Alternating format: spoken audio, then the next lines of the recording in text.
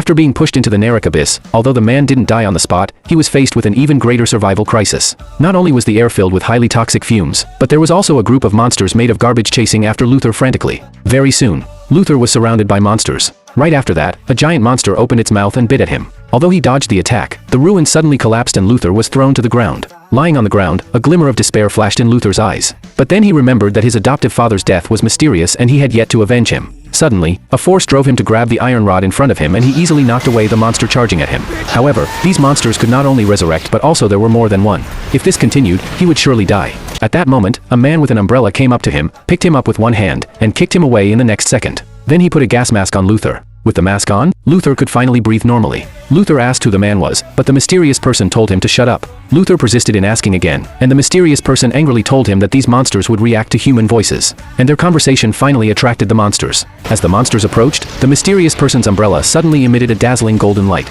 Then the umbrella turned into a weapon. Facing the charging giant monster, he held the umbrella in front of him and it immediately formed a rotating vortex. In the blink of an eye, the monster was torn into pieces and the pieces soon disappeared. At that moment, the mysterious person looked ahead, where a group of monsters were standing.